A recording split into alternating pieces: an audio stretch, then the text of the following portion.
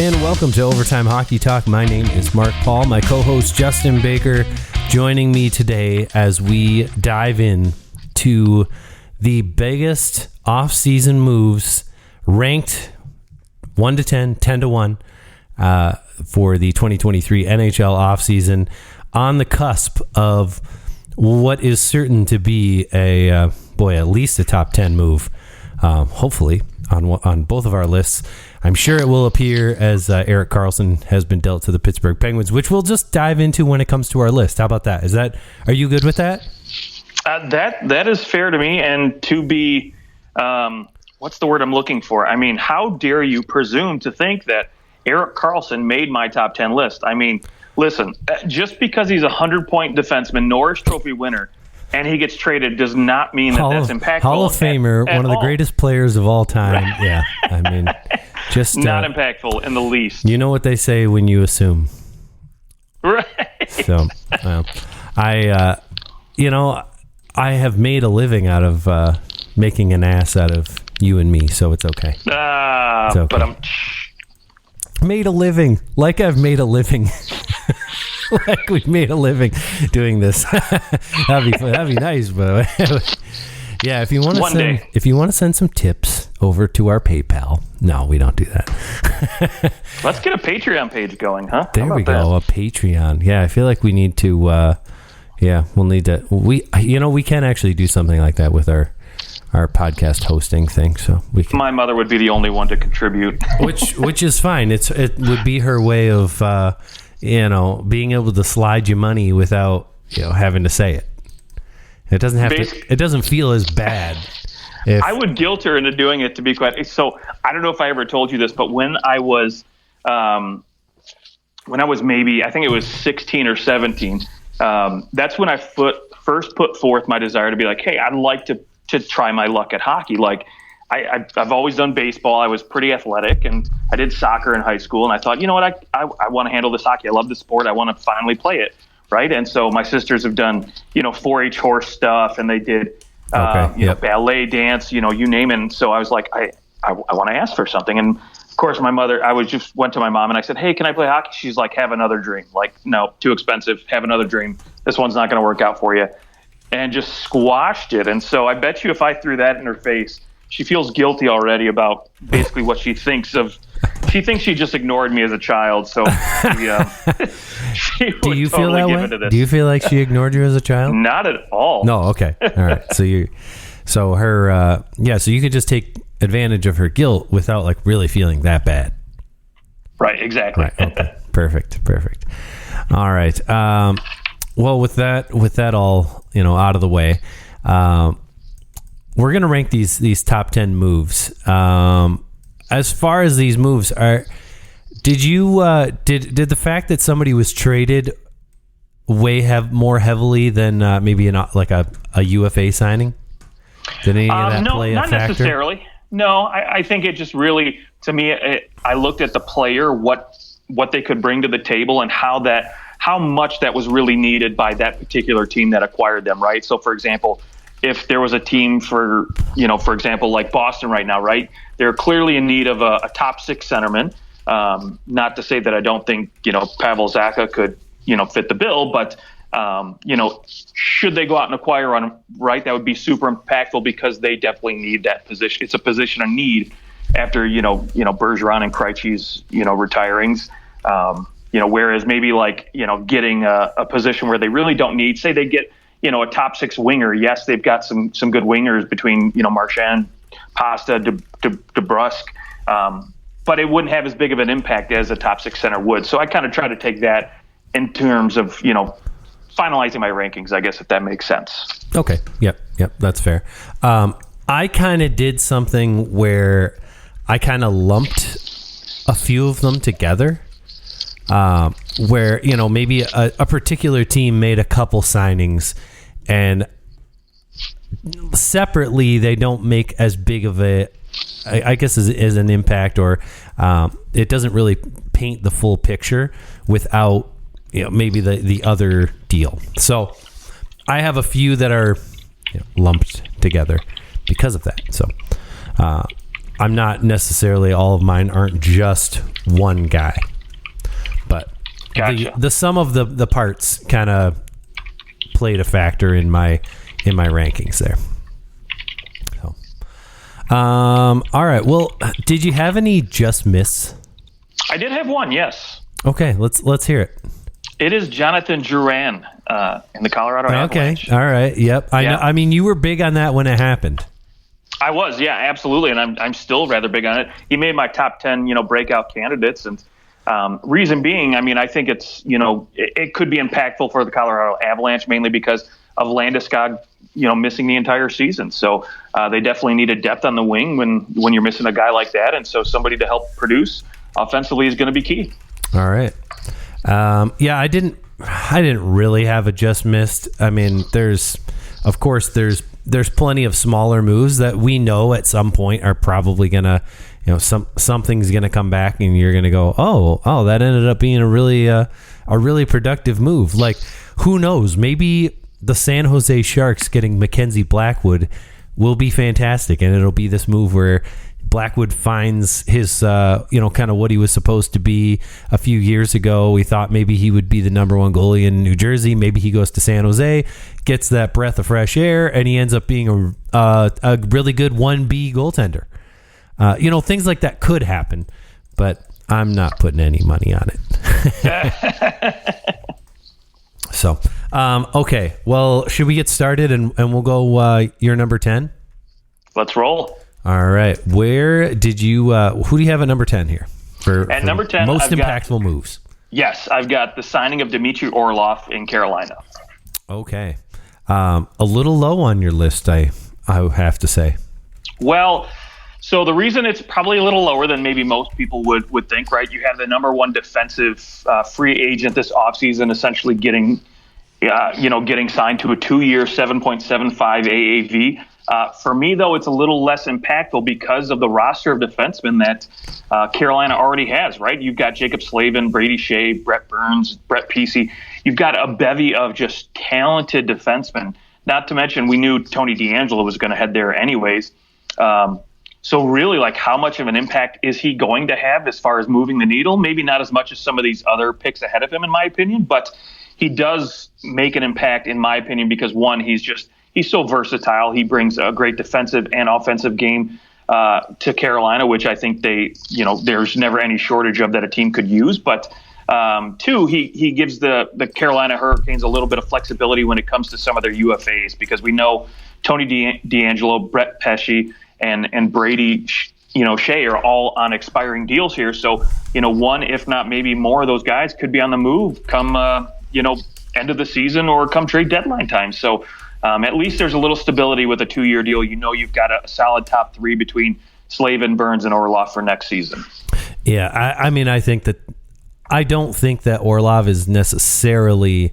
If that deal had been 6 years long, it wouldn't have been a good deal. But because it was 2 years, it ends up being a really, really good deal. It gives them tons of flexibility. I have them a little bit higher. I'll explain why when we get there. But I really like that signing for Carolina because of the other parts. You said it may be a little less impactful because of their other defensemen. I think that it's more impactful because of the defensemen that are certainly going to be leaving in the next 18 months. So, I guess same logic. we arrived at different conclusions, I suppose. You just valued it a little bit more. That's right. Okay. My number 10 was I guess an under the radar move a little bit. But after winning a Stanley Cup with the Vegas Golden Knights, Riley Smith gets dealt to the Pittsburgh Penguins for a 3rd round pick. And I mean, we've just seen it all of Riley Smith's career, kind of been that guy like, we could get rid of him and it would be fine.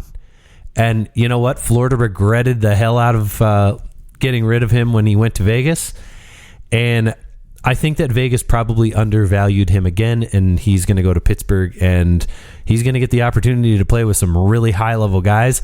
It has an even bigger impact knowing that Jake Getzel is going to miss the first 12 weeks of the season. So, yeah, I love the move. It's into the top 6 for Pittsburgh. For a third-round pick, it's not bad. No, great move for a third-round pick, but a little bit of an update in case you haven't heard. Kyle Dubas came out today and said that he only expects Gensel to miss the first 5 games. Oh, well, okay. Well, hey, good. Even better. Good thing it wasn't higher on your list. That's all I'll say. Yeah. Well, I mean, even so, he's going to be in there, probably still be in their top 6, to be honest, without Gensel. And let's be honest, what are the chances that Gensel, Crosby, Malkin, any combo, Carter, all these guys, what are the chances that all of them stay healthy all year long? Nil. So even if Smith starts on the third line, he's probably moving up at some point. If he doesn't start the season in the top 6 already. So yeah, I don't disagree with you. I think he'll be a top 6 guy for sure. All right. Who do you have at number 9? Okay, at number 9, I talked about it specifically with the Avalanche and Jonathan Drouin. I think another big position of need for them is the center position. And so for me, because of their glaring hole at that second-line center spot, Ryan Johansson, the trade acquisition, is going to be my number 9 impactful move. And biggest reason for that, again, is because we saw it last year against Seattle this past season. Their lack of depth up front in that forward position and how glaring it was with the injuries to Landeskog and some other key players. And, again, it's, you could maybe throw in Ross Colton too in this mix, but I see Johansson at least starting off the season as the second line center for this team, and we'll see where that goes throughout the year. But I mean, he can also play the wing too, so maybe that gives you a little bit more flexibility. But to get a guy who, in my opinion, is better than he was than his 28 points last year, right? I think this is, Ryan Johansson. And we're talking 28 points in 55 games. So, I mean, we're talking about a 40-point season. It's not like he's pitiful. Right, yeah, and I think with the talent around him that this team still has, I think, regardless, I'm not sure, again, if we see Rantanen stay on that top line, maybe he shifts down with Johansson to give a little flexibility there, right, in terms of what lines you're rolling out. He could easily be a 50-point player this season, and so that's the kind of depth that I think this Colorado team needs if they want to get back to being a Stanley Cup contender. Okay, I have that move at my number 7, so we're not far off there. I included Ross Colton in that move because I think that those collective moves, like Ryan Johansson on his own, I actually don't really like the move that much. I don't think he's fast enough to build a line around, and that makes him a very dangerous player to play at center.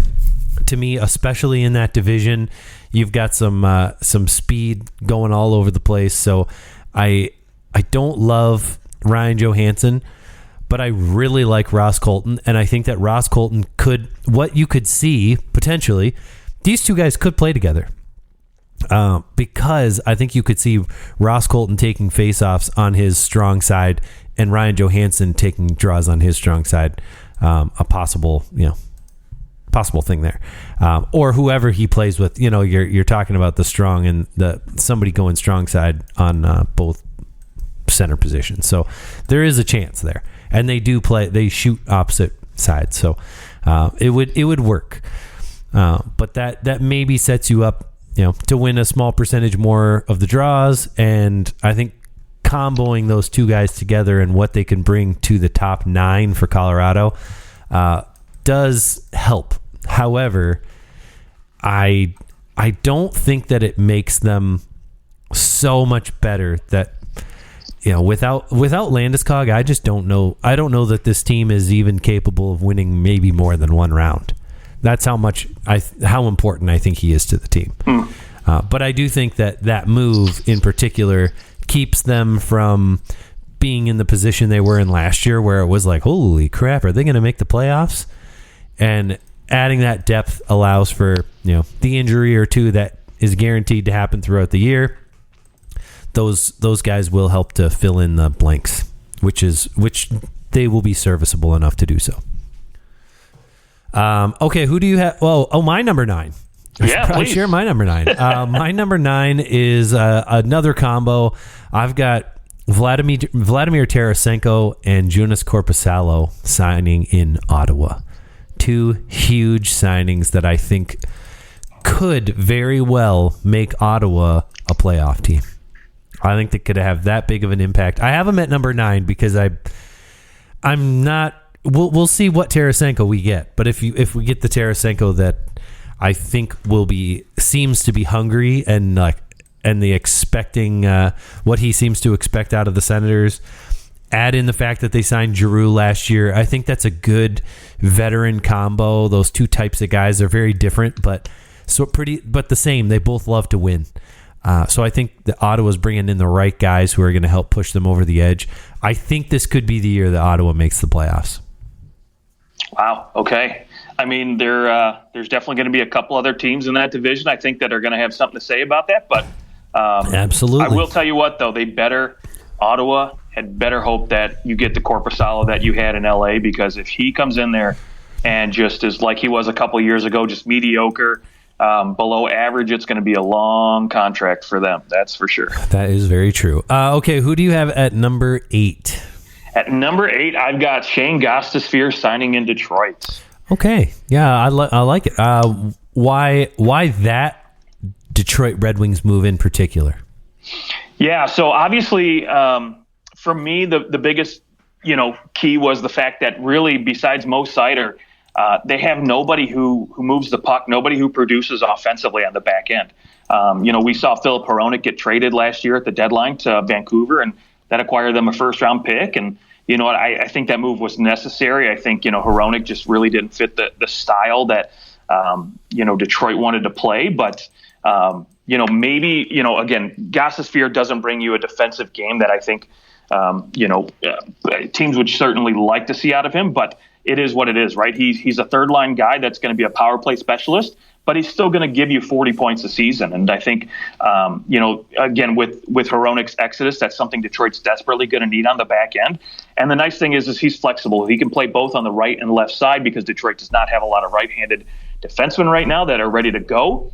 And then so not only that, but he's on a 1-year deal. So if he comes in and he's, at the deadline, he's got 30, 35 points, he can fetch a nice little return for a team that really needs that offensive specialist on the back end. All right. So yeah, I'll jump ahead to my number 8. We'll keep moving. The Chicago Blackhawks, they're going to be god awful. Do we agree on that? We agree on that. Okay. I don't know if you've had a chance to dig through what their roster looks like. From a forward perspective, I guess, because I actually have them at number 8 with the moves of Taylor Hall, Nick Foligno, and Corey Perry. Not the dollar amounts per se, although the length of the deals are so short it almost doesn't matter. I like them because you could easily flip them, but also I think that it provides enough from a forward perspective. You've got Athanasiou there too, Jason Dickinson there as well. You've got enough pieces around Connor Bedard where he doesn't have to do everything. He still will. If they're going to be good, he'd have to be able to do everything, which he won't be able to, which is why they'll be god awful. But have you had a chance to look at their defense? It's rough. Have you who on that defense would you want? If you're a playoff team, and even if you had to have all those contracts, who on this team would you actually want to come over in a trade from the defensive side? You've got Seth Jones, Nikita Zaitsev, Connor Murphy, and probably Philip Roos, and then some combination of Jared Tenorti, Wyatt Kaiser, and Isaac Phillips, all on their ELC. So it's going to be pretty rough.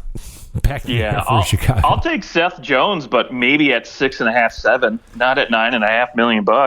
Yeah, if that deal's but the problem is it's so dang long. It's not like he's going anywhere. No one's trading for him. Is this the beginning of his 7-year deal? He signed when he signed, he signed an 8-year. Okay, last year was the first year of his 8-year deal, so he's got 7 years left on his deal. My goodness, now you want to talk about long deals if they don't work out? Boy, oh boy, that one's not aged well thus far. But oh yeah, so Chicago. But I anyways, from a forward perspective, I like what Chicago did.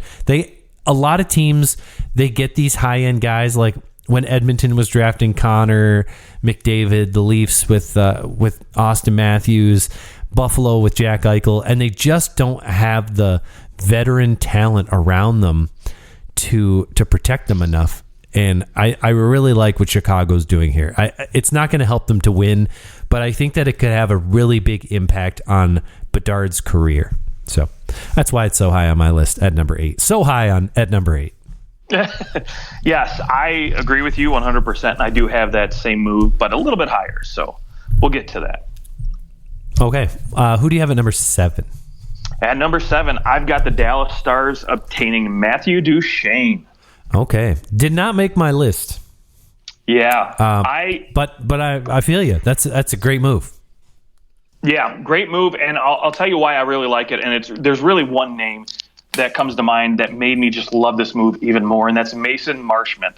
Last year obviously signs that big deal with Dallas after, having a great year in Florida, but, just didn't really pan out, right? And so when you look up and down this lineup, when you get, past that top line, right, it sort of thins out a little bit. And when guys like Mason Marchment aren't producing, it's hard to watch this Dallas Stars team, right? They look like they can struggle.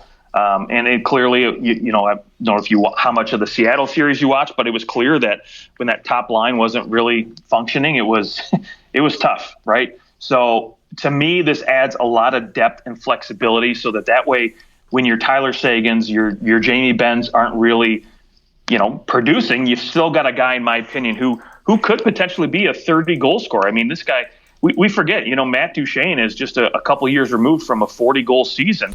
And over a point per game. So to get a guy with that kind of production, still even at a 56-point pace last year production, to get that for $3 million is phenomenal. And so again, it adds a lot of flexibility to a team that can basically put him at center if they want to maybe pair him with some younger guys like Ty Dellandrea, Wyatt Johnson to help bring them up, or they can put him on the wing with, say, for example, I mean, I hate to say it, but, let's face the facts, Little Joe is getting old. And so, maybe I like how he's still Little Joe. I know, 39 right? years old. and so maybe, Hall of you Famer. might want to, right. Captain America, right? So you might want to give him a couple nights off here and there, or you might want to, limit his minutes a little bit on some games. So, Matt Duchene is a guy who can easily slide up on that right wing or even in that center spot and play on that top line all night long and not miss a beat. Okay. Yeah. I mean, I like the move from needing that depth. I agree. Matt Duchene, it may not be his fault, but this is just the way that the way I feel about him.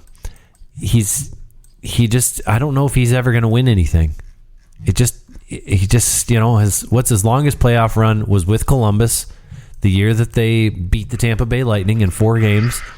He had 10 points. He had a great playoff. I mean, it's not as if he's terrible in the playoffs. It just, I don't know. There's something about his game that he puts up points, but you don't look at him and go, "Oh, this guy's a guy he's going to help us win the cup." I could be wrong, and everything could come together for him in Dallas, of course. That's just kind of my feeling of him, is that he's chasing. And he doesn't have to be that guy. He can let other guys in Dallas, like Roope Hintz and Jason Robertson, be the guys that win the cup for them. But he's that complementary piece, much like an Alex Killorn or Andre Palat in Tampa, right? He's that ugly wart that you just wish you could get rid of, but it's there. You still manage to accomplish. Yeah, no. He's a fine player. I think that he has tended to be overrated with his counting stats versus the way that he actually plays on the ice. I think that he tends to be a liability. But at $3 million, you can put up with the liability. It's when a guy's making 7-8 million that it becomes a problem. So a $3 million cap hit, it's pretty reasonable. All right. Let's see. I already told you my number 7 was Ross Colton and Ryan Johansson to Colorado. So I'll go to my number 6. And my number 6 is a trio of signings by the Toronto Maple Leafs. A Max Domi, Tyler Bertuzzi, and John Klingberg. I know everybody was up in arms about the Klingberg deal, but I am not concerned about cap hit in this case. I'm just looking at the players. I think all 3 of those players make the Leafs deeper and better, and the fact that they, need that depth at the forward position. They need somebody to play with. Austin Matthews, now that Michael Bunting is gone to Carolina, I think it was incredibly important that they brought in somebody who can do that, and I think Tyler Bertuzzi might be the best third man on the Matthews line that the Leafs have had since he was drafted by the Leafs. I agree with you. So maybe it's more the Bertuzzi is the main thing in there, but you gotta love a guy coming back to the place where where he calls home, and then at the same time the defenseman who everyone's written off, said his career he's not going to be good anymore, and what better place than the Toronto Maple Leafs to come and prove people wrong. You're in the limelight. Now's the time to shine.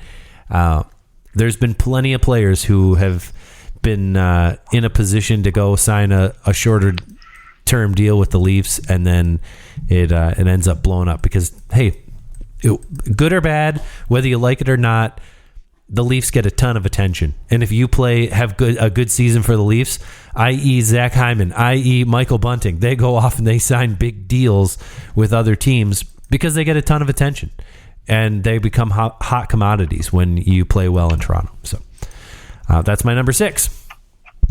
All right. I love it, and so much love it so that it is on my list a little bit later. Okay. I felt like if I had it too high on my list that the listeners might think me biased. Yes. What would give them that impression? I don't know. I mean, I can't figure it out. Who do you have at number 6? All right. At number 6, I've got Tyler Toffoli getting traded to the New Jersey Devils. All right. Yep. I like that move too. I thought about putting it on my list, but I chose not to over some other signings. So I can't blame you. I mean, he's not going to. To me, I debated putting him up, up this high. I almost wanted to go down a little bit lower, but again, I just looked at this New Jersey top 6 now, and to me, it could be, on paper, the best top 6 in the NHL, and that's a scary thing to think about, right? I mean, between Jack Hughes and Nico Hischier being your top 2 centers, I mean, what they now have on the wings, assuming Timo Meier has a bounce back year compared to what he did in New Jersey, and I think he will, going through training camp and everything else. You get a 40-goal scorer, almost point-per-game guy out of Tyler Toffoli last year on a Calgary team that essentially everybody was playing below, what I think they could have produced, and yet Tyler Toffoli comes in and, almost a point per game here. So now you get to put him with Jack Hughes. He had by far the best year of his career. Right. Not even close from a goal scoring perspective. I mean, his best season prior to that was in 2021 with Montreal, and when in 52 games, he scored 28 goals. But really outside of that year, he scored 30 one other time in 15-16. And that was the year that previous was his career best in points, which just at 58, which he shattered at 73. I just wonder, can he do it again? He also did all that time on ice. Average was 16 minutes and 36 seconds. That's second line minutes, and that's essentially where I think he's probably going to fall in line with New Jersey, right? I think they like to play a little heavier with Nico Hischier and Timo Meier. But, here's the thing, though. You look at, again, you comparing the centers that now he's going to get to play with Jack Hughes and Nico Hischier. I would take these two guys over Elias Lindholm and Nazem Kadri any day.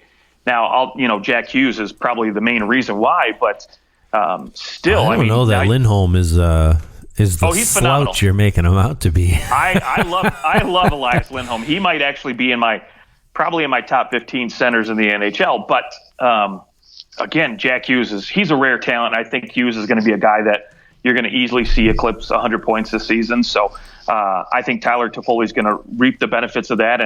And again, if for some reason, say it's not working out, maybe they can't get a long-term deal in place to get him signed, because let's face it, guys in contract years seem to overproduce. And for me, Tyler Toffoli got up to number 6 on my list because he's in a contract year, and I think you're going to see him, play his balls out to get that one deal he needs before, essentially this is his last shot at a big deal. So. Sure. I would agree with that.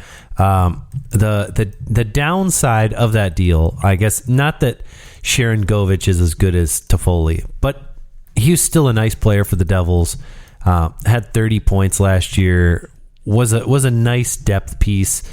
So you do. I know you're adding a guy into your top 6. I know it's a good move, but there is that side of, well, Sharon Govich was. I mean, he slotted nicely up in the lineup when he needed to. He's a good player, so they did lose something to gain Toffoli. So that sets them back, I guess, from a depth perspective. But of course, your top 6 is even better. So that it definitely is the better, the better of the two evils. But they do lose Sharon Govich in the deal, so it has a negative impact as well. Okay, number 5. I'll go since I went. You went last, and it'll be real easy because we've already covered this one. It's Dmitry Orlov to the Carolina Hurricanes. The reason I have this so high, I really think in the next, maybe before the trade deadline, one of those Carolina defensemen, probably Brett Pesce, is traded, and we're looking at all of a sudden this Orlov deal becomes a huge deal. And I think Carolina is a Stanley Cup contender. Orlov helps them. He makes them better. If they do hang on to all their defensemen, they maybe have the best defensive core in the NHL. It's pretty close. They're definitely top 5. So they're very scary. And I like the way that he plays. I think that he plays a little different than the rest of the guys on that Carolina blue line. So he adds some just a variation to what the rest of that team plays. And I just love the move. And I love that they didn't have to sign him to a super long-term deal. Like, it was where he wanted to go. So he was willing to sign a shorter deal. Like, I think the story that I heard was his agent was like, dude, you don't need to sign such a short deal. And he said, this is what I want. I want to sign a short deal. I'll just sign another deal in 2 years. I love it. I just love a guy like that kind of bucks the way that you're supposed to do it, because it was like Carolina wants the flexibility, but he wanted flexibility for his own career, which I think is a very interesting tactic to take, especially because you look at other sports and you look at how so many, especially high-end players, especially like the NBA, those guys take 1-year deals all day long because they know the next year they'll get more money if they just wait. So it's a pretty interesting strategy from his point. Ballsy move, Cotton. We'll see if it pays off. That's right. Who do you have at number 5? That's great. Yeah, for me at number 5, I've got Pierre-Luc Dubois.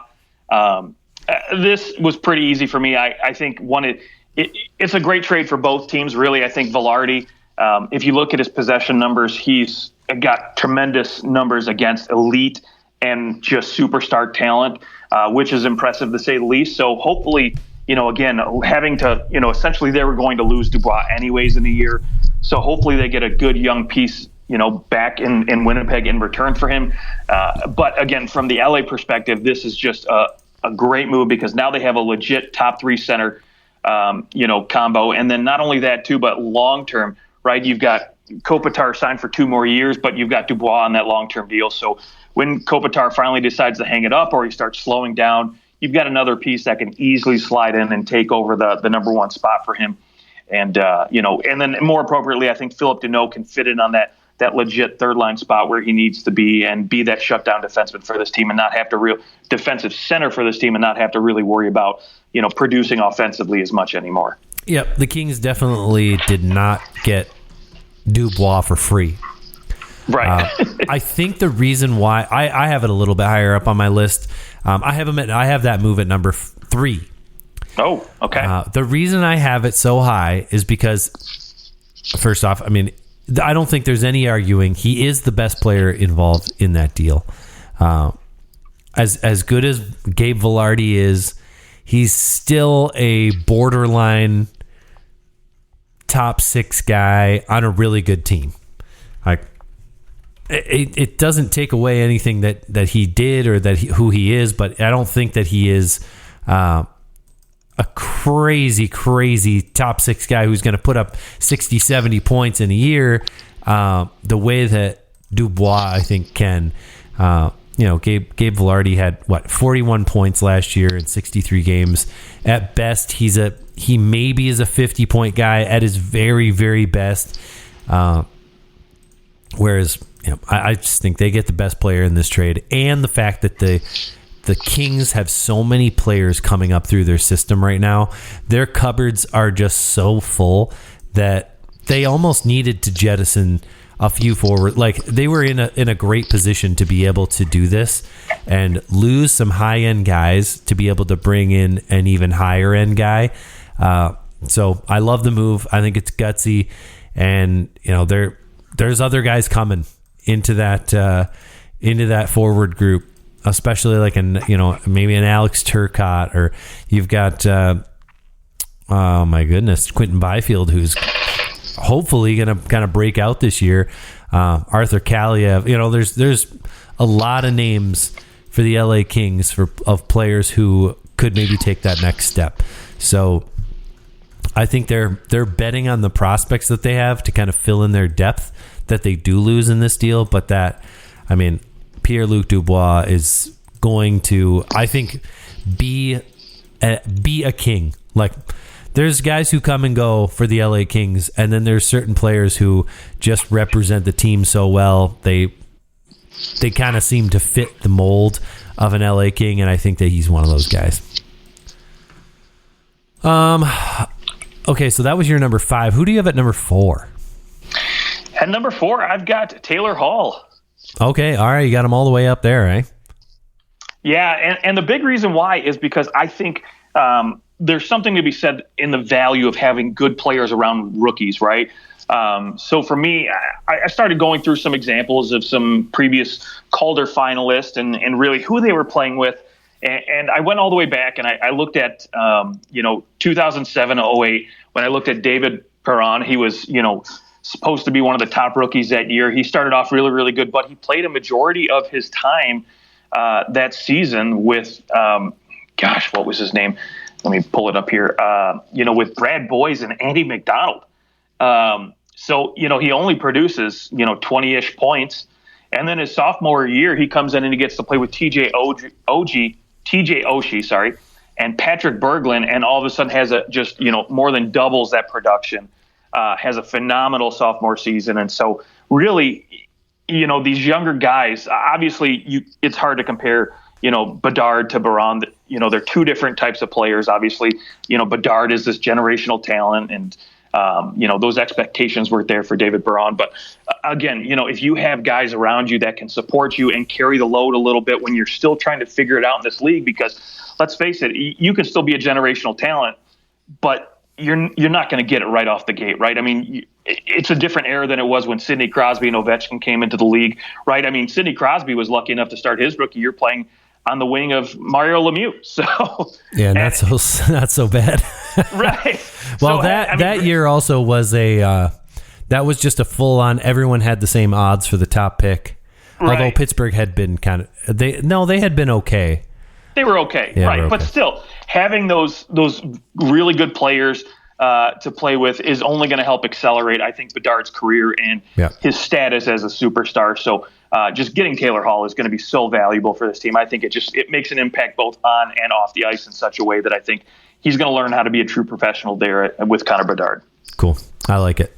My number 4 is probably the most off the book number 4 that I've ever had.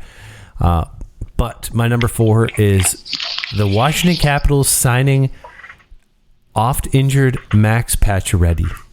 Oh, all right. Yeah. I think that this move has the potential to, I mean, cap hit wise, it's, basically you're getting him for free. I think $2 million. So yeah, I think that Max Pacioretty, I mean, if he's healthy, he's ready to come back and he can play at the level that he was at before. Even if it's slightly below that, I think he's still got the hands. He's going to be a great power play player for them. And I think provides a second option to Ovechkin with his shot. And I think he could have a huge impact on the Capitals' top 6 forwards. And they really struggled to find any kind of balance and depth in their top 6 last year. Is why they missed the playoffs for the first time in forever. And I think Max Pacioretty could be a sneaky solution to their problem. I love it. Max Pacioretty to the Caps. I had Pierre-Luc Dubois to the Kings at 3, so we'll just we've already beat that to death. So who do you have at number 3? At number 3, I hope it made your list somewhere, but Erik Karlsson going to the Pittsburgh Penguins yesterday is my number 3. Yep, it did make my list. Didn't make it at number 3 though. Yeah, I mean, what's not to say, right? Anytime you get a 100-point player, it's obviously going to push the needle a little bit, right? And I think, again, the easy reason to say why it made my top 3, besides the 100-point and the Norris trophies and being such a impactful offensive player, is just because Chris Letang, I mean, he does have an injury history, right? So from that perspective alone, you can say, good, now we have another legit top 2 defenseman that can easily slot in whenever Letang's injured, whenever he's, not playing, and not to mention that, but this trade alone essentially cost you a first and a second round pick. You get rid of 2 guys that were garbage on your team, and you still managed to clear $3 million in cap space, which is just freaking incredible. So, yes, for me, that impact alone just on the cap space might have made my number 3 list. Could have made number 3 on this list just for that alone. So, it is my number 1 move for the offseason. I don't blame you. He's the Hall of Fame player that was dealt. So I mean, he's, in my mind, he's a first ballot Hall of Famer, and you just got him after his best offensive season ever, best defenseman offensive season. I had to figure out how to say that since 1992. So that can't be overstated. That's freaking 30 years ago. He is phenomenal, and I think he will change the way this team plays. And the fact that they were able to jettison Jeff Petrie, who it just wasn't working out. They were able to get rid of Granlund and Ruda. I mean, and they keep their pick top 10 protected just in case this all goes to hell. But for my money, I would say this is Kyle Dubas's best trade of his general manager career. I agree with you. 100%. He never made a trade like this for the Leafs. Always going out and giving he gave up a first round pick for Nick Foligno. And he does this 30 days after he becomes the Pens GM.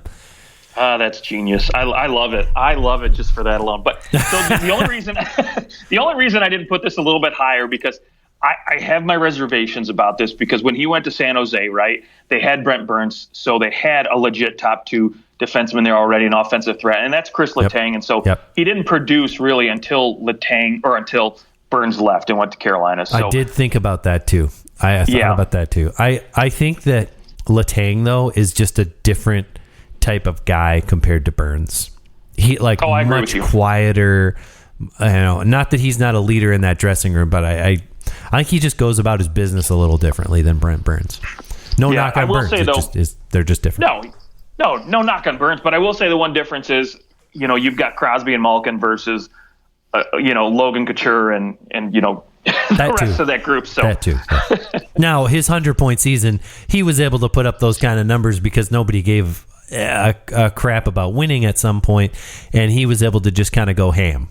Hey, let's entertain people. So I don't expect him to put up another 100-point season, but I expect now after that move that Pittsburgh will, and the Riley Smith move, which can't be understated either, that those moves alone, barring decent health, I think the Penguins are back in the playoffs because of this move. I think he moves the needle that much. I had that move at number 1, which I suspect I know what. Well, I guess, was that what your number 3? That was my number 3, so okay. I've got two ahead of it. All right. Well, I'm going to say my number 2. Well, should I say my number 2? Because I'm sure it's one of yours. It's in my top 2. I'm sure it is. My number 2 is Alex DeBrincat to the Detroit Red Wings. Okay. Understandable. Is that on your list? It's in my top 2. I'm not going to tell you where, though. Okay. Yes. I was like, oh, jeez, is this not in his list? That's funny. Cool. Well, yeah, I mean, it's my number 2. I guess, who's your number 2? Let's figure out these lists first, and then we'll... All right. My number 2 is Tyler Bertuzzi to the Toronto Maple okay. Leafs. You had that up there. All right. Wow. Yes. Okay, so you think that's going to be hugely impactful? Yeah, I think it's going to move the needle a little bit more than Erik Karlsson will for Pittsburgh as far as the overall Pittsburgh. Really? Yeah, as far as the overall pitcher is concerned, right? So Erik Karlsson, I think, pushes them into the playoffs. However, Bertuzzi to Toronto, I think, pushes them into Stanley Cup contention. If not, they're a lock for that number 1 seed in the division for sure now. To me, I look at how he played in Boston. I think that's, again, he's playing with Pasternak some of the time, right? But now you've essentially got not only a Pasternak and Matthew Marner, if you want to call it that, or Austin Matthews, but you've got another one of them too, right, in those guys, assuming he plays on that top line. But even if he doesn't and he goes down to that second line with Tavares and Nylander, those guys are no slouches, next to Pasternak either. So you've still got legit top 6 options. And I think Bertuzzi does so many other things that, that Bunting and Zach Hyman didn't do, right? To me, he's also a line driver, whereas I think those two guys wouldn't drive a line as much as Bertuzzi can.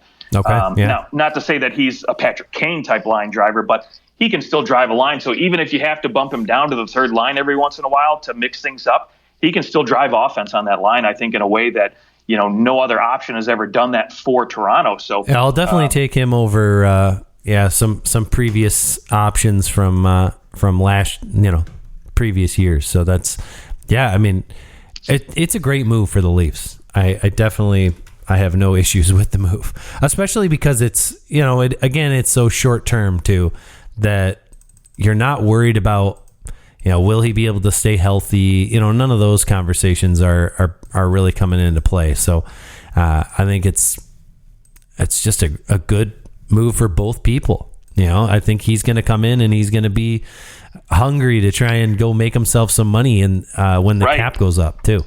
Contract year, and you look, he was able to put up 70 points playing with Larkin, who in my opinion is a top 20 center in this league.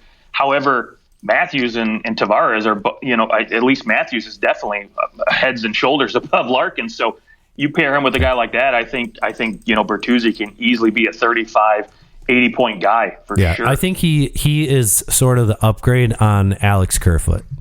Absolutely. If you lose Kerfoot, you gain Bertuzzi. That's a win. Or maybe you see that as the Domi acquisition, but it's kind of why I lumped them all together. It's hard to just talk about just one guy. Okay. But all right, so you've got that at number 2. Obviously, I know what your number 1 is then. Yes, it is Alex DeBrincat. Okay, you think Alex DeBrincat will have the greatest impact on his team out of any off-season moves. Is this bias? A little bit, but if you look at what Detroit has needed over the last few years, right? They've been clamoring for a goal scorer, right? They needed a star goal scorer on this team, and I think they finally got that right. They didn't go out and they didn't get, a Matthews or a McDavid type guy, but they got a guy who can easily put up 40 and 40, right? He could be an 80-point guy again. Especially playing on the wing with Dylan Larkin and, being in your hometown, the city you grew up in, right? The team you idolized growing up. I mean, it's easy to see how he could have a giant impact, immediately on this team. And it's something that this team has needed, similar to like Boston, right? Desperately right now, I think they're going to look at this offseason and say, shit, we should have gone after a top 6 centerman. They're going to desperately want that come trade deadline time. I think this is what a team like Detroit has desperately needed in a scoring winger. So they got it. Absolutely. Yeah. They have no scoring wingers. Let's be honest. They have no scoring wingers, like pure goal scoring wingers. Raymond might turn into that someday, but he's not there yet. He, in my mind, he's still that like 20-ish goals kind of player. And we'll see if he can develop into that 30-40. But I don't know that he ever becomes as good as Alex DeBrincat. And it always makes me mad that the Leafs didn't draft DeBrincat when they could have. I can't remember. I think it was Justin Hall, actually, in that draft that they drafted instead. We'll have to go and look. Yeah, now you definitely have to look for sure. Because that was the 2016 draft. Yep, they drafted him 39th overall, and the Leafs took. Oh no, sorry, the Leafs took Yegor Korshkov. Oh, so yeah, everybody knows that name. Yep. And I remember being like, I hope the Leafs take. And there was a lot of people that were like, I hope they take. I hope they take him.